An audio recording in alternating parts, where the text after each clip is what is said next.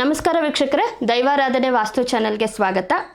ಇವತ್ತು ಮತ್ತೊಮ್ಮೆ ನಾನು ನಿಮ್ಮ ಮುಂದೆ ಅದೇ ಚರ್ಚೆನ ಮುಂದುವರಿಸಲಿಕ್ಕೆ ಅಂದರೆ ಕಾಮನ್ ಆಗಿ ಕೇಳುವಂಥ ಒಂದಷ್ಟು ಕಮೆಂಟ್ಸನ್ನು ನಾನು ಇವತ್ತು ನೋಟ್ ಮಾಡಿಕೊಂಡು ಅದರ ಬಗ್ಗೆ ಸರ್ ಜೊತೆ ಚರ್ಚೆ ನಡೆಸೋದಕ್ಕೆ ನಾನು ನಿಮ್ಮ ಮುಂದೆ ಬಂದಿದ್ದೇನೆ.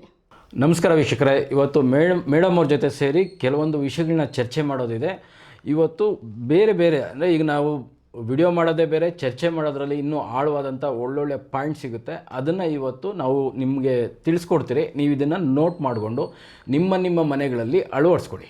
ಸರ್, ನಮ್ಮ ವೀಕ್ಷಕರು ಕೇಳಿರೋ ಪ್ರಶ್ನೆಗಳಲ್ಲಿ ಕಾಮನ್ ಆಗಿ ತುಂಬ ಕಮೆಂಟ್ಸ್ ಬಂದಿರುವಂಥ ಪ್ರಶ್ನೆ, ಈಗ ನಾವು ಹೊಸ ಮನೆನ ಕಟ್ತಾ ಇದ್ದೀವಿ, ಆದರೆ ನಮ್ಮದು ಅಥವಾ ನಮ್ಮ ರಿಲೇಟಿವ್ಸ್ದೋ ಅಥವಾ ನಮ್ಮ ಫ್ರೆಂಡ್ಸ್ದೋ ಅಥವಾ ಇನ್ಯಾರೋ ಬಿಸ್ನೆಸ್ ಮಾಡೋರು ಹಳೆ ಕಿಟಕಿ ಬಾಗಿಲುಗಳು ಇದನ್ನು ಸೇಲ್ ಮಾಡ್ತಾ ಇದ್ದಾರೆ. ಈಗ ನಿಮಗೆ ಗೊತ್ತಿರೋ ಥರ ಆ್ಯಂಟಿಕ್ ಪೀಸ್ ಅಂತ ಕರೀತಾರೆ.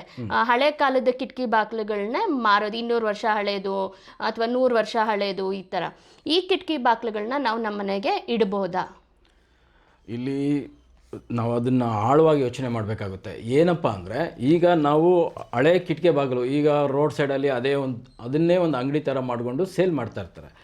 ಇಲ್ಲಿ ನಾವು ಅರ್ಥ ಮಾಡ್ಕೊಬೇಕಾಗಿರೋದು ಏನಪ್ಪ ಅಂದರೆ, ಅದು ಆಲ್ರೆಡಿ ಎಲ್ಲೋ ಒಂದು ಕಡೆ ಹುಳ ತಿಂದಿರುತ್ತೆ. ಹಳೆ ಮನೇಲಿ ತಂದಿರ್ತಾರಲ್ವ, ಆ ಮನೆಯಲ್ಲಿ ಅವರು ಎಷ್ಟು ನಂದಿರ್ತಾರೋ, ಗೋಳಾಡಿರ್ತಾರೆ, ಸಮಸ್ಯೆಗಳನ್ನ ಎದುರಿಸಿರ್ತಾರೆ, ಕೆಲವೊಂದು ಮನೆಗೆ ಬೆಂಕಿ ಬಿದ್ದಿರುತ್ತೆ.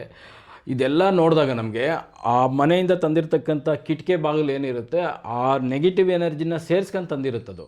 ಹಾಗಾಗಿ ಹಳೆ ಮನೆಯದು ನಾವು ಕಿಟಕಿ ಬಾಗಿಲುಗಳನ್ನ ಇಡೋದು ಬೇಡ ಅನ್ನೋದು ನನ್ನ ಉದ್ದೇಶ. ಈಗ ನಮ್ಮದೇ ಒಂದು ಮನೆ ಇದೆ, ಒಂದು 3 ವರ್ಷ ಆಯಿತು ಸರ್ ನಾವು ಹೊಸ ಮನೆ ಕಟ್ಟಿ, ಅದು ಇನ್ನೂ ಚೆನ್ನಾಗಿ ಕಟ್ಟಬೇಕು ಅಂತ ಆಸೆ ಆಯಿತು. ಇವಾಗ ನಮ್ಮ ಮನೆಯದೇ ನಾವು ಬಳಸೋಣ ಅಂದರೆ ಆ ಕಿಟಕಿ ಬಾಗಿಲುಗಳನ್ನ ಬಳಸಿ, ಯಾಕೆಂದರೆ ನೀವು ಆ ಮನೇಲಿ ಚೆನ್ನಾಗಿದ್ದು ಅನುಭವ ಇರುತ್ತೆ, ಅದನ್ನು ಬಳಸಿ. ಅದು ಬಿಟ್ಟು ಯಾರ್ದೋ ಮನೆಯದು ಕಿಟಕಿ ಬಾಗಿಲು ಸೇಲ್ ಮಾಡ್ತಾ ಇದ್ದಾರೆ, ಕಡಿಮೆ ರೇಟಿಗೆ ಸಿಗುತ್ತೆ ಅಂತ ಅದನ್ನು ಬಳಸಬೇಡಿ. ಅದರಲ್ಲಿ ನಾವು ಕಿಟಕಿ ಬಾಗಿಲು ಜೊತೆಲಿ ಅವ್ರು ನರಳಿರ್ತಕ್ಕಂಥ ನೆಗೆಟಿವ್ನು ನಮ್ಮ ಮನೆಗೆ ತರಬೇಕಾಗುತ್ತೆ. ಹಾಗಾಗಿ ಹಳೆ ಕಿಟಕಿ ಬಾಗಿಲುಗಳು ಬೇಡ ಅನ್ನೋದು ನನ್ನ ಅನಿಸಿಕೆ. ಅಂದರೆ ನೀವು ಹೇಳ್ತಿರೋದು ಸರ್, ಕಿಟಕಿ ಬಾಗಿಲುಗಳಿಗೂ ಜೀವ ಇರುತ್ತೆ, ಅದು ನಮ್ಮ ನೋವು ನಲಿವುಗಳನ್ನ ಅಬ್ಸರ್ವ್ ಮಾಡಿರುತ್ತೆ, ಅದರಲ್ಲಿ ಹಿಡಿದಿಟ್ಕೊಂಡಿರುತ್ತೆ. ಆ ಕಿಟಕಿ ಬಾಗಿಲುಗಳು ನಮ್ಮ ಮನೆಗೆ ಅಳವಡಿಸಿದಾಗ ಆ ನೋವು ನಮ್ಮ ಮನೆಗೂ ಬರುತ್ತೆ. ಹೌದು, ಅಲ್ಲಿ ಈಗ ನಮಗೆ ಪಾಸಿಟಿವ್ ಇದ್ದರೆ ಪಾಸಿಟಿವ್ ಕೊಟ್ಬಿಡುತ್ತೆ. ಈಗ ನಾವು ಅವ್ರ ಮನೆಯಲ್ಲಿ ನಾವೊಂದು ಕಿಟಕಿ ತಂದರೆ ಅದು ಯಾರ್ದು ಅಂತ ಗೊತ್ತಿರಲ್ಲ, ಒಂದು ಬಾಗಿಲು ತೊಗೊಂಬರ್ತೀರ, ಅದು ಯಾರ ಮನೆದು ಅಂತ ಗೊತ್ತಿರಲ್ಲ, ಅವ್ರು ಯಾವ ರೀತಿ ಭಾಳ ಬದುಕಿದ್ದಾರೆ ಅಂತ ಗೊತ್ತಿರಲ್ಲ. ಹಾಗಾಗಿ ಹಳೆ ಕಿಟಕಿ ಬಾಗಿಲುಗಳನ್ನ ಬಳಸೋದು ಬೇಡ ಅನ್ನೋದು ನನ್ನ ಉದ್ದೇಶ. ಸರ್, ಇನ್ನೊಂದು ಕಾಮನ್ ಆಗಿ ನಮಗೆ ಕೇಳಿರೋ ಪ್ರಶ್ನೆ ಏನಂದರೆ, ನೀವು ಫಿಟ್ನ ಉತ್ತರ ಮಧ್ಯಭಾಗದಲ್ಲಿ ಕೊಡ್ತೀರಾ, ಹಾಗೆ ನೀವೇ ಹೇಳ್ತೀರಾ ಅದು ಕುಬೇರನ ದಿಕ್ಕು, ಲಕ್ಷ್ಮಿ ಬರೋ ದಿಕ್ಕು ಅಂತ. ದೇವ್ರು ಬರೋ ದಿಕ್ಕಲ್ಲಿ ನೀವು ತೊಗೊಂಡೋಗಿ ಗಲೀಜನ್ನ ಇಡ್ತಾ ಇದ್ದೀರಾ ಅಂತ ಇದು ಒಂದು ವಾದ ಮಾಡೋರು ಇರ್ತಾರಲ್ಲ ಸರ್, ಅವ್ರಿಗೆ ಇದರ ಮೂಲ ಗೊತ್ತಿರಲ್ಲ ಅಥವಾ ಇದ್ರದ್ದು ಆಳ ಗೊತ್ತಿರಲ್ಲ ಅಂಥವ್ರು ಕೇಳಿರುವಂಥ ಪ್ರಶ್ನೆ. ಇದಕ್ಕೆ ನಿಮ್ಮ ಉತ್ತರ ಸರ್? ಇಲ್ಲ ಮೇಡಮ್, ಇದು ತುಂಬ ಒಳ್ಳೆಯ ಪ್ರಶ್ನೆ. ಇದು ನಮ್ಮ ವೀಕ್ಷಕರಿಗೆಲ್ಲ ಗೊತ್ತಾಗಬೇಕು. ಈಗ ಫಸ್ಟ್ ಏನಪ್ಪ ಅಂದರೆ, ನಾವು ಹಳ್ಳಿಗಳಲ್ಲಿ ನಾವು ಹಸುಗಳನ್ನೆಲ್ಲ ಸಾಕ್ತಿರಲ್ವ, ಆ ಕೊಟ್ಟಿಗೆ ಗೊಬ್ಬರನ ತೊಗೊಂಡೋಗಿ ನಾವು ಉತ್ತರ ಭಾಗದಲ್ಲಿ ಡಂಪ್ ಮಾಡ್ತೀರಿ, ಹಳ್ಳ ಮಾಡಿಬಿಟ್ಟು ಅಲ್ಲಿ ಶೇಖರಣೆ ಮಾಡ್ತೀರಿ. ಇದು ಹಳ್ಳಿಗಳ ಕಡೆ ತುಂಬ ಚೆನ್ನಾಗಿ ಗೊತ್ತಿದೆ. ಉತ್ತರ ಮಧ್ಯ ಭಾಗದಲ್ಲೇ ಅವರು ಒಂದು ಕಸ ಹಾಕೋ ತಿಪ್ಪೆ ಅಂತ ಕರೀತಾರೆ, ಆ ಗೊಬ್ಬರನೆಲ್ಲ ಅಲ್ಲಿ ತೊಗೊಂಡೋಗಿ ಶೇಖರಣೆ ಮಾಡ್ತಾ ಇರ್ತಾರೆ. ಅವ್ರಿಗೆ ಗೊತ್ತು ಉತ್ತರ ಅಂದ್ರೇ ಕುಬೇರನ ತೋರಿಸೋದು. ಕುಬೇರ ಏನನ್ನು ತೋರಿಸ್ತಾನೆ? ಲಕ್ಷ್ಮಿನ ತೋರಿಸ್ತಾನೆ, ಫೈನಾನ್ಸ್ನ ತೋರಿಸ್ತದೆ, ಹಣನ ತೋರಿಸುತ್ತೆ. ಹಾಗಾಗಿ ಈಗ ನಮಗೆ ಲಕ್ಷ್ಮಿ ಮನೆ ಒಳಗಡೆ ಬರೋದು ಉತ್ತರ ಮಧ್ಯ ಭಾಗದಿಂದ ಬರ್ತಾ ಇರ್ತದೆ. ಈಗ ನಾವು ಫಿಟ್ ಅಂದ್ರೇ ಇದು ಗೊಬ್ಬರನೇ, ಅರ್ಥ ಆಯ್ತಾ? ಹಾಗಾಗಿ ಇದನ್ನು ತೊಗೊಂಡೋಗಿ ನಾವು ಉತ್ತರ ಮಧ್ಯ ಭಾಗದಲ್ಲಿ ಹಾಕಬೇಕು. ಈಗೆಲ್ಲ ಏನು ಗೊತ್ತಾ ಮೇಡಮ್, ಮುಂಚೆ ಲಾರಿಗಳು, ಟ್ಯಾಕ್ಟ್ರುಗಳು, ಈಗಲೂ ಅಷ್ಟೇ ಹಳ್ಳಿಗಳ ಕಡೆ, ಈಗ ನಾವು ಬೆಳಗಾವಿ ಕಡೆ ಎಲ್ಲ ಹೋದರೆ ಹೊಸ ವೆಹಿಕಲ್ ತೊಗೊಂಬಂದಾಗ ಅಂದರೆ ಟ್ರಾನ್ಸ್ಪೋರ್ಟಿಗೆ ಬಳಸೋಂಥದ್ದು, ಈಗ ಲಾರಿ, ಟ್ಯಾಕ್ಟ್ರು ಈ ಥರ ಎಲ್ಲ ತೊಗೊಂಬಂದಾಗ ಅವ್ರು ಫಸ್ಟು ಅಲ್ಲಿ ಉಪ್ಪನ್ನ ತುಂಬ್ತಾರಂತೆ ಬೆಳಗಾವಿ ಕಡೆ. ಈಗ ನಮ್ಮ ಕಡೆ ಎಲ್ಲ ಏನು ಮಾಡ್ತಾರೆ ಅಂದರೆ, ಫಸ್ಟು ಗೊಬ್ಬರನ ತುಂಬ್ತೀರಿ. ಈಗ ಅವ್ರಿಗೆ ಅವಶ್ಯಕತೆ ಇದೆಯೋ ಇಲ್ವೋ, ನಾವೊಂದು JCB ಲಾರಿನೋ ಟ್ಯಾಕ್ಟ್ರೋ ತೊಗೊಂಬಂದರೆ, ಯಾರು ನಮ್ಮ ಹಳ್ಳಿಗಳಲ್ಲಿ ಗೊಬ್ಬರ ಇರ್ತದೆ ಅವ್ರು ದುಡ್ಡು ಕೊಡ್ದಿರೋ ಹೋಗಲಿ, ನಾವೇ ಅವ್ರ ಗೊಬ್ಬರನ ಅವ್ರ ತಿಪ್ಪೆಯಿಂದ ತೆಗೆದು ನಮ್ಮ ಗಾಡಿಗೆ ಲೋಡ್ ಮಾಡಿಕೊಂಡು ಮತ್ತು ಅವ್ರ ಜಮೀನಲ್ಲಿ ನಾವೇ ತೊಗೊಂಡೋಗಿ ಹಾಕ್ಬರ್ತೀರಿ. ಏನಕ್ಕೆ ಅಂದರೆ, ನಾವು ಇವಾಗ ಒಂದು ಲಾರಿ ತೊಗೊಂಬಂದಿದ್ದೀರಿ, ಅದು ಕ್ರೆಷರ್ಗೆ ಉಪಯೋಗಿಸ್ತೀರಿ, ಮಣ್ಣು ತುಂಬಕ್ಕೆ ಉಪಯೋಗಿಸ್ತೀರಿ. ಇದು ಎಲ್ಲದಕ್ಕಿಂತ ಇಂಪಾರ್ಟೆಂಟು ನಮ್ಮ ವೆಹಿಕಲ್ಗೆ ಫಸ್ಟು ಲಕ್ಷ್ಮಿ ಬರಲಿ ಅನ್ನೋದು ಉದ್ದೇಶ. ಹಾಗಾಗಿ ನಾವು ಆ ಗೊಬ್ಬರನ ನಾವು ಹೊಸ ಗಾಡಿಗೆ ಲೋಡ್ ಮಾಡಿ ಅವರವರ ಜಮೀನಲ್ಲಿ ನಾವು ಅದನ್ನು ಅನ್ಲೋಡ್ ಮಾಡೋ ಕೆಲಸ ಮಾಡ್ತೀರಿ. ಇದು ಅಷ್ಟೇ, ಗೊಬ್ಬರನೇ ನಮಗೆ ಉತ್ತರ ಮಧ್ಯ ಭಾಗದಲ್ಲಿ ಬಂದರೆ ನಮಗೆ ಇನ್ನೊಂದು ಬೋನಸ್ ಪಾಯಿಂಟ್ 5 ಪಾಯಿಂಟ್ ಎಕ್ಸ್ಟ್ರಾ ಸಿಗ್ದಾಗುತ್ತೆ. ಇದೇ ಉದ್ದೇಶಕ್ಕೋಸ್ಕರ ನಾವು ಉತ್ತರ ಮಧ್ಯ ಭಾಗದಲ್ಲಿ ಫಿಟ್ಟನ್ನು ಕೊಡೋದು. ಅಂದರೆ ನಿಮ್ಮ ಮಾತಿನ ಅರ್ಥ ಸರ್, ಇನ್ನು ರೈತರ ಮಗಳಾಗಿ ಹೇಳೋದಾದ್ರೆ ಆ ಕಾಲದಲ್ಲಿ ನಮ್ಮ ತಾತ ಅವರೆಲ್ಲ ಹೇಳ್ತಾ ಇದ್ರು ಗೊಬ್ಬರ ಚೆಲ್ದಷ್ಟು ಬೆಳೆ ಬರುತ್ತೆ ಅಂತ. ಅಂದ್ರೆ ಬೆಳೆ ಅಂದ್ರೆ ನಮಗೆ ಲಕ್ಷ್ಮೀ ಸ್ವರೂಪ, ಪಾಸಿಟಿವ್ ಅಲ್ವಾ, ಈಗ ಬೆಳೆ ಚೆನ್ನಾಗಿ ಬಂದ್ರೆ ಪಾಸಿಟಿವ್. ಸೊ ಆ ಗೊಬ್ಬರ ಹಾಕಿದಂಗೆಲ್ಲ ಲಕ್ಷ್ಮಿ ಬರುತ್ತೆ ಅನ್ನೋದು ಹೌದು, ನನ್ನ ಅನುಭವದ ಮಾತು. ಸರ್, ಮೂರನೇದು ಬಾಡಿಗೆ ಮನೆಗಳಿಗೂ ವಾಸ್ತು ನೋಡಬೇಕಾ? ನೀವು ಹೇಳೋ ವಾಸ್ತು ಸ್ವಂತ ಮನೆಗಳಲ್ಲಿ ಅಳವಡಿಸ್ಕೋಬೋದು, ಬಾಡಿಗೆ ಮನೆ ನಮ್ದಲ್ಲ ಸರ್, ಅಥವಾ ಓನರ್ ಬಿಡೋದಿಲ್ಲ ನಾವು ಚೇಂಜಸ್ ಮಾಡೋದಕ್ಕೆ ಅಂತ ಹೇಳ್ತಾರೆ. ಹಾಗಾಗಿ ಬಾಡಿಗೆ ಮನೆಗೂ ವಾಸ್ತು ಅನ್ವಯ ಆಗುತ್ತಾ ಅಂತ. ಮೇಡಮ್, ಇದು ನಾವೀಗ ಏನಂದರೆ, ಒಂದು ಮನೆಗೆ ನಾವು ಅಡ್ವಾನ್ಸ್ ಕೊಟ್ಬಿಟ್ಟು ಬಾಡಿಗೆಗೆ ಹೋದ್ಮೇಲೆ ಯಾರಾದರೂ ನಿಮ್ಮ ಅಡ್ರೆಸ್ ಎಲ್ಲಿ ಬರುತ್ತಪ್ಪ ನಿಮ್ಮ ಮನೆ ಅಡ್ರೆಸ್ ಅಂದರೆ ನಾವು ಆ ಮನೆ ಅಡ್ರೆಸ್ಸೇ ಹೇಳೋದು, ಕರೆಕ್ಟ್ ಅಲ್ವಾ? ಇದು ನಮ್ಮ ಓನರ್ ಮನೆ ಅಡ್ರೆಸ್ ಅಂತಲ್ಲ ಹೇಳೋದು, ನನ್ನ ಅಡ್ರೆಸ್ ಇಲ್ಲಿದೆ ಬಾಪ್ಪ, ಇಂಥ ಜಾಗದಲ್ಲಿದೆ ಬಾ ಅಂತ ನಾವು ಹೇಳ್ತೀವಿ. ಅಂದರೆ ನಾವು ಆ ಮನೆಗೆ ಹೋದ್ಮೇಲೆ ಅದು ನಮ್ಮದೇ ಲೆಕ್ಕ, ಈಗ ಅದು ನನ್ನ ಮನೆ ಅಂತ ಲೆಕ್ಕ ಆಗ್ಬಿಡುತ್ತೆ. ನಾವು ಮನೆ ಒಳಗಡೆ ಹೋದಾಗ ಯಾವ ಕಂಡೀಷನ್ ಇರುತ್ತೆ ಮನೆ, ಅದೇ ಥರ ನಾವು ಮನೆ ಖಾಲಿ ಮಾಡಬೇಕಾದ್ರೂ ಪೇಂಟ್ ಮಾಡಿ ಬಿಟ್ಟು ಬರ್ತೀರಿ. ಅಂದರೆ ಅದು ನನ್ನ ಜವಾಬ್ದಾರಿ, ನನ್ನ ಮನೆ ಅಂತ ಅರ್ಥ. ಅದು ನಾವು ಬಾಡಿಗೆ ಕೊಟ್ಟ ಮೇಲೆ ಅದು ಪೂರ್ತಿ ಪ್ರಮಾಣದ ರಿಸಲ್ಟ್ ಯಾರು ಇರ್ತಾರೆ ಆ ಮನೆಯಲ್ಲಿ ಅವ್ರಿಗೆ ಬರ್ತಾ ಇರ್ತದೆ. ಈಗ ಆ ಓನರು ಪೂರ್ತಿ ವಾಸ್ತುಗೆ ಅನುಗುಣವಾಗಿ ಕಟ್ಟಿದ್ದಾನೆ ಅಂದ್ರೂ ಅದು ಬಾಡಿಗೆಗೆ ಯಾರು ಇರ್ತಾರೆ ಅವ್ರಿಗೆ ಬರ್ತದೆ. ಎಲ್ಲೋ ಒಂದು 3-4 ಪಾಯಿಂಟ್ ತಪ್ಪಾಗ್ಬಿಟ್ಟಿದೆ. ಆ ತಪ್ಪಾದಾಗ ನಾವು ಅಲ್ಲಿಗೆ ಹೋದಾಗ ಇದು ನನ್ನ ಮನೆ ಅಲ್ಲ ಅಂತಲ್ಲ. ಈಗ ನಾವು ಇಲ್ಲಿಂದ ಒಂದು ಗೌರ್ಮೆಂಟ್ ಬಸ್ಸಲ್ಲಿ ವೆಹಿಕಲಲ್ಲಿ ನಾವು ಗೌರ್ಮೆಂಟ್ ಬಸ್ಸಲ್ಲಿ ಎಲ್ಲೋ ಪ್ರವಾಸ ಹೋಗ್ತಾ ಇರ್ತೀನಿ ಅಂತ ಇಟ್ಕೊಳ್ಳೋಣ. ಆವಾಗ ಅಲ್ಲೇನಾದರೂ ಆಕ್ಸಿಡೆಂಟ್ ಆದರೆ ಈ ಬಸ್ ನಂದಲ್ಲ, ನನಗೆ ತೊಂದರೆ ಆಗಬಾರ್ದು ಅಂತ ಹೇಳೋಕ್ಕಾಗುತ್ತಾ? ಇಲ್ಲ ಅಲ್ವಾ? ಅದೇ ರೀತಿ ಇದು ಅಷ್ಟೇ. ನಾವು ಒಂದು ಮನೆಗೆ ಹೋದ್ಮೇಲೆ ಅಲ್ಲಿ ಪಾಸಿಟಿವ್ ಇದ್ದರೂ ನಮಗೆ ಬರುತ್ತೆ, ನೆಗೆಟಿವ್ ಇದ್ದರೂ ನಮಗೆ ಬರುತ್ತೆ. ಇದು ಓನರ್ ಮನೆ, ನಾನು ಬಾಡಿಗೆ ಇರೋ ಮನೆ ಅಂತ ಅಲ್ಲ. ಅದು ಹೋದ್ಮೇಲೆ ಅದು ಪೂರ್ತಿ ಪ್ರಮಾಣದ ನಮ್ಮ ಹತ್ರ ಇರುತ್ತೆ. ಮತ್ತು ಇನ್ನೊಂದು ಪ್ರಶ್ನೆ ಹೇಳಿದ್ರಿ, ಅಲ್ಲಿ ನಾವು ಬದಲಾಯಿಸೋದಕ್ಕಾಗಲ್ಲ, ಓನರ್ ಬಿಡೋದಿಲ್ಲ ಅಂತ. ನಮ್ಮ ಪೂರ್ವ ಜನ್ಮದ ಕರ್ಮ ಏನಿರುತ್ತೆ ಅದಕ್ಕೆ ಅನುಗುಣವಾಗಿ ನಾವು ಇಷ್ಟನೇ ವಯಸ್ಸಲ್ಲಿ ಅನುಭವಿಸ್ಬೇಕು ಅಂತ ಇರುತ್ತೆ ಮೇಡಮ್. ಆವಾಗ ಭಗವಂತ ನಮ್ಮನ್ನು ತೊಗೊಂಡೋಗಿ ಆ ಥರ ಇರೋ ಮನೆಗೆ ಬಿಡ್ತಾನೆ. ಅದೆಲ್ಲ ಅನುಭವಿಸಿದ ಆದಮೇಲೆ ಆ ಟೈಮ್ ಮುಗಿದ್ಮೇಲೆ ನಮಗೆ ಮತ್ತೆ ಭಗವಂತ ಯಾವ ಮನೆಗೆ ಬೇಕು, ಮತ್ತು ನಮ್ಗೆ ಏನು ನಮ್ಮ ಜೀವನದಲ್ಲಿ ನಡಿಬೇಕು ಅಂತ ಇರುತ್ತಲ್ವ, ಆ ಥರ ಅನುಕೂಲವಾಗಿರೋ ಮನೆ ಅಥವಾ ಅನಾನುಕೂಲವಾಗಿರ್ತಕ್ಕಂಥ ಮನೆಗೆ ಕರ್ಕೊಂಡೋಗಿ ಭಗವಂತ ನಮ್ಮನ್ನು ಬಿಡೋದು. ಈಗ ಒಂದು ರೋಡಲ್ಲಿ ಸಾವಿರಾರು ವೆಹಿಕಲ್ ಓಡಾಡ್ತಾ ಇರುತ್ತೆ. ಒಂದೇ ವೆಹಿಕಲ್ ಏನಕ್ಕೆ ಆಕ್ಸಿಡೆಂಟ್ ಆಗುತ್ತೆ ಹೇಳಿ? ಒಂದು ಪೂರ್ವ ಜನ್ಮದ ಕರ್ಮ ಇರುತ್ತೆ. ಆ ಟೈಮಲ್ಲಿ ಆ ವೆಹಿಕಲ್ನ ಆ ಏರಿಯಾ ಕರೆಸ್ತಾನೆ, ಅಲ್ಲಿ ಟಚ್ ಆಗುತ್ತೆ, ಅಲ್ಲಿ ಬೀಳ್ತಾನೆ. ಇದೆಲ್ಲ ನಮ್ಮದು ಪೂರ್ವ ಜನ್ಮದ ಕರ್ಮದ ಮೇಲೆ ನಡೀತಾ ಇರುತ್ತೆ, 3ನೇ ಒಂದು ಭಾಗದ ಮೇಲೆ ನಡೀತಾ ಇರುತ್ತೆ.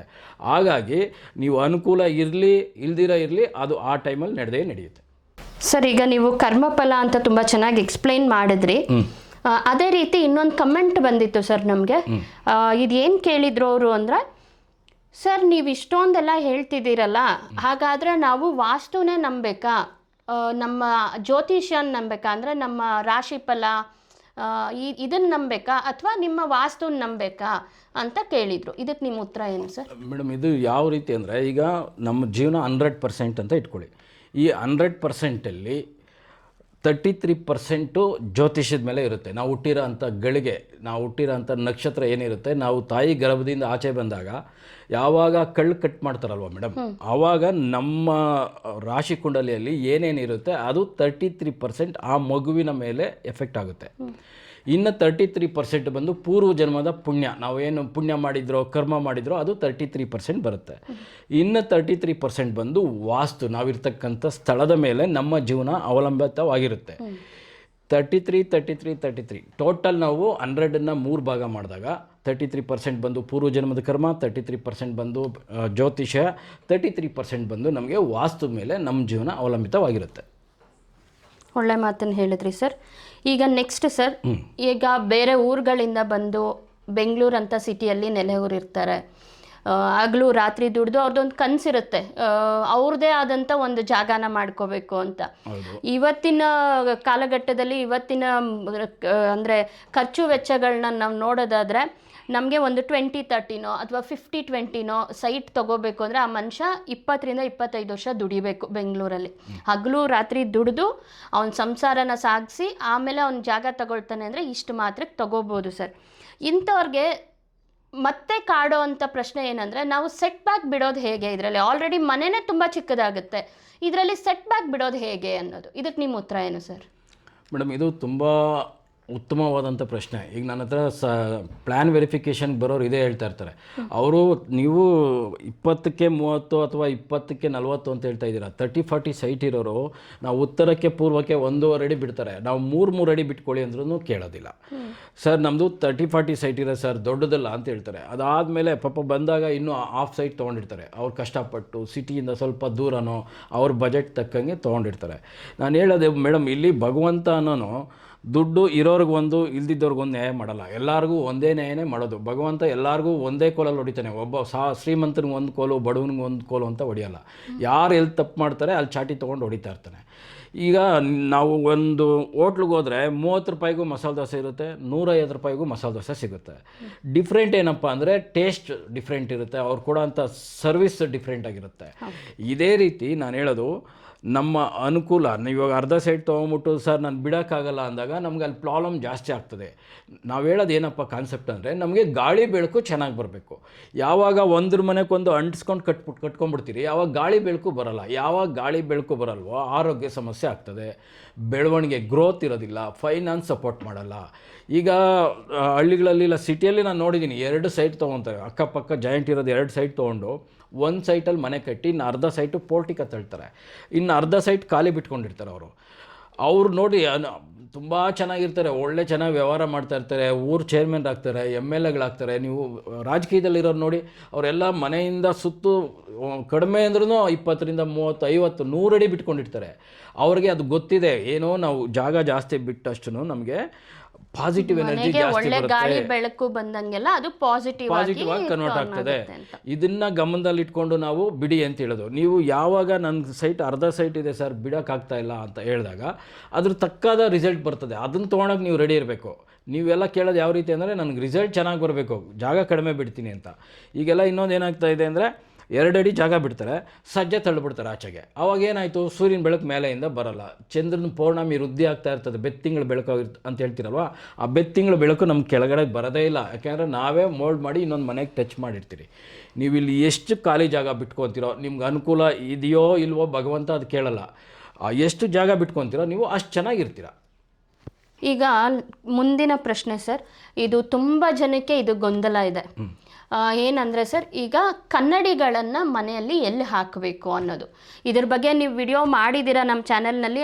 ಆ ವಿಡಿಯೋ ಕೂಡ ಸುಮಾರು ರೀಚ್ನ ಪಡೆದಿದೆ, ಅಂದರೆ ತುಂಬ ವ್ಯೂಸ್ ಆಗಿದೆ, ತುಂಬ ಜನ ಅದನ್ನು ನೋಡಿ ಕಮೆಂಟ್ ಕೂಡ ಮಾಡಿದ್ದಾರೆ.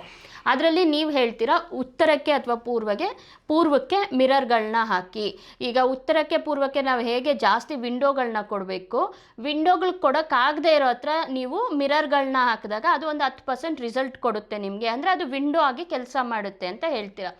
ಇದು ಕೆಲವ್ರಿಗೆ ಇನ್ನೊಂದಷ್ಟು ಗೊಂದಲ ಇದೆ ಸರ್. ಏನಂದರೆ ಇವಾಗ ನೀವು ಉತ್ತರದ ಗೋಡೆಗೆ ನೀವು ಮಿರರ್ನ ಹಾಕಿದ್ರೆ ಒಳ್ಳೆಯದಾ ನೀವು ಹೇಳೋ ಪ್ರಕಾರ, ಅಥವಾ ದಕ್ಷಿಣದ ಗೋಡೆಗೆ ನಾವು ಮಿರರ್ನ ಹಾಕಿದಾಗ ಉತ್ತರದ ಗೋಡೆಯಲ್ಲಿರುವ ವಿಂಡೋ ಇಲ್ಲಿ ರಿಫ್ಲೆಕ್ಷನ್ ಆಗುತ್ತೆ, ಆಗ ಅದು 2 ವಿಂಡೋ ಲೆಕ್ಕ ಆಗುತ್ತೆ ಅನ್ನೋದು ಕೆಲವು ಜನಗಳ ವಾದ. ಇದಕ್ಕೆ ನಿಮ್ಮ ಉತ್ತರ ಸರ್? ಮೇಡಮ್, ಈಗ ನಾವು ವಿಂಡೋ ಅಂದರೆ ಕಿಟಕಿಯಿಂದ ನಾವು ಹೊರಗಡೆ ಇರೋರು ನೋಡ್ತೀರಿ, ಆಚೆ ಇರೋರು ಕಾಣ್ತಾ ಇರ್ತಾರೆ, ಮತ್ತು ಅಲ್ಲಿ ಗಾಳಿ ಬರ್ತಾ ಇರುತ್ತೆ. ಈಗ ಕನ್ನಡಿ ಅಂದರೆ ನಾವು ಕನ್ನಡಿ ಮುಖ ನೋಡಿದಾಗ ಅಲ್ಲಿ ನಾವು ಕಾಣ್ತಾ ಇರ್ತೀವಿ. ಅಂದರೆ ಕಿಟಕಿಯಲ್ಲಿಂದ ನೋಡಿದಾಗ, ವಿಂಡೋಯಿಂದ ನೋಡಿದಾಗ ಆಚೆ ಇರೋರು ಯಾವ ರೀತಿ ಕಾಣ್ತಾರೆ, ಅದೇ ರೀತಿ ನಾವು ಮಿರರ್ಗಳು ನೋಡಿದಾಗ ನಮ್ಮ ಪ್ರತಿಬಿಂಬ ಅದರಲ್ಲಿ ಕಾಣುತ್ತೆ. ನಾವು ಅದನ್ನು ವಿಂಡೋ ಅಂತ ಲೆಕ್ಕಕ್ಕೆ ತೊಗೊತೀರಿ, ಆದರೆ ಅದು ಪೂರ್ತಿ ವಿಂಡೋ ಅಲ್ಲ. ಯಾಕೆಂದರೆ ಅಲ್ಲಿ ಗಾಳಿ ಬರಲ್ಲ. ವಿಂಡೋ ಇದರಲ್ಲಿ ಏನು ಕನ್ನಡಿಯಲ್ಲಿ ಗಾಳಿ ಬರಲ್ಲ, ವಿಂಡೋ ಅಲ್ಲಿ ಗಾಳಿ ಮತ್ತು ಹೊರಗಡೆ ಇರೋರು ಎರಡೂ ಕಾಣ್ತಾ ಇರುತ್ತೆ. ಮಿರರಲ್ಲಿ ಬರೀ ದೃಶ್ಯ ಕಾಣ್ತಾ ಇರ್ತದೆ. ನಾನು ಅದಕ್ಕಾಗಿ ಏನು ಹೇಳ್ತೀನಿ ಅಂದರೆ, ಈಗ ಕೆಲವ್ರು ಹೇಳ್ತಾರೆ ಸರ್ ನಮಗೆ ಉತ್ತರ ಬ್ಲಾಕ್ ಆಗಿಬಿಟ್ಟಿದೆ ಏನು ಮಾಡೋದು ಅಂದರೆ, ಅವಾಗ ಮಿರರ್ಗಳು ಹಾಕ್ಕೊಳ್ಳಿ ಜಾಸ್ತಿ ಅಂತ ಹೇಳ್ತೀನಿ. ಏನಕ್ಕೆ ಅಂದರೆ, ಈಗ ಒಂದು ವಿಂಡೋ ಏನು ಕೆಲಸ ಮಾಡುತ್ತೆ ಅದರಲ್ಲಿ 10% ಮಿರರ್ ಕೆಲಸ ಮಾಡುತ್ತೆ. ಈಗ ಪೂರ್ತಿ ಏನೂ ಅನುಕೂಲನೇ ಇಲ್ಲ ಅಂದಾಗ ಮಿರರ್ ಹಾಕೊಳ್ಳೋದು ಉತ್ತರಕ್ಕೆ ಪೂರ್ವಕ್ಕೆ ಒಳ್ಳೆಯದು.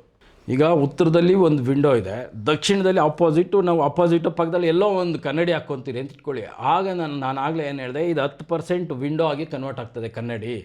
ದಕ್ಷಿಣದಲ್ಲಿ ಇನ್ನೊಂದು ನಿಮಗೆ ವಿಂಡೋ ಜಾಸ್ತಿ ಆಯಿತು ಅಂತ ಲೆಕ್ಕ ಬರುತ್ತೆ. ಇದನ್ನು ದೃಷ್ಟಿಯಲ್ಲಿಟ್ಕೊಂಡು ನಾವು ಉತ್ತರಕ್ಕೆ ಪೂರ್ವಕ್ಕೆ ಕನ್ನಡಿಗಳನ್ನು ಹಾಕ್ಕೊಳ್ಳಿ, ನಮಗೆ ವಿಂಡೋ ಜಾಸ್ತಿ ಆದಾಗ ಆಗುತ್ತೆ ಅಂತ ನಾವು ಹೇಳೋದು.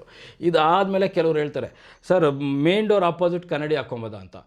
ಮೇನ್ ಡೋರ್ ಆಪೋಸಿಟ್ ಕನ್ನಡಿ ಹಾಕ್ಕೊಬಾರ್ದು. ಏನಕ್ಕೆ ಅಂದರೆ ಅಲ್ಲಿ ಬರ್ತಕ್ಕಂಥದ್ದು ಏನೇ ಒಂದು ಎನರ್ಜಿ ಇರಲಿ ಅದನ್ನು ಆಚೆಗೆ ಹಂಗೆ ರಿಫ್ಲೆಕ್ಟ್ ಮಾಡುತ್ತೆ ಡೋರ್ ಆಪೋಸಿಟ್ ಇದ್ದರೆ. ನಾವು ಪಾಸಿಟಿವ್ ಎನರ್ಜಿ ಬಂತ ಇದು ವಾಪಸ್ ಕಳಿಸ್ಬಿಡುತ್ತೆ. ಏನೇ ಒಂದು ಮನೆ ಒಳಗಡೆ ಎಂಟ್ರಿ ಆಗಬೇಕು ಅಂದ್ರೂ ಇದು ಆಚೆ ಬಂದಿರೋ ಅಂಥ ಎನರ್ಜಿನ ಆಚೆ ಕಳಿಸ್ಬಿಡುತ್ತೆ. ಹಾಗಾಗಿ ಮೇನ್ ಡೋರ್ ಆಪೋಸಿಟು ಮಿರರ್ಗಳನ್ನ ಹಾಕಬಾರ್ದು. ಅಂದರೆ ನೀವು ಹೇಳ್ತಿರೋದು ಸರ್, ದಕ್ಷಿಣದ ಗೋಡೆಗೆ ನಾವು ಮಿರರ್ನ ಹಾಕಿ ಉತ್ತರದ ವಿಂಡೋ ಕಂಡ್ರೂ ಕೂಡ ಅದು ದಕ್ಷಿಣದಲ್ಲಿ ಇರೋ ವಿಂಡೋ ಲೆಕ್ಕ ಬರುತ್ತೆ ಅನ್ನೋದು ವಿಂಡೋ ಆಗುತ್ತೆ ಅನ್ನೋದು ನನ್ನ ಅನುಭವದ ಮಾತು, ಲಾಜಿಕ್. ಹೌದು. ಜೊತೆಗೆ ಸರ್, ಮನೆ ಬಾಗಿಲು ಎದುರುಗಡೆ ಮಿರರ್ ಹಾಕಬಾರ್ದು ಅಂತ ಹೇಳಿದ್ರಿ. ಕೆಲವರು ಮನೆ ಬಾಗಿಲಿನ ಮೇಲೆ ಅಂದರೆ ಹೊರಗಡೆಗೆ ದೃಷ್ಟಿಗೆ ಅಂತೇಳಿ ಒಂದು ಮಿರರ್ನ ಹಾಕ್ತಾರೆ, ಅದನ್ನು ಹಾಕ್ಕೋಬೋದಾ? ಮೇಡಮ್, ಇಲ್ಲಿ ಅದನ್ನು ಹಾಕೋದು ಏನಕ್ಕೆ ಅಂದರೆ ನಾವು ದೇವಸ್ಥಾನಗಳಲ್ಲಿ ಅದನ್ನು ಕಾಣ್ತೀರಿ.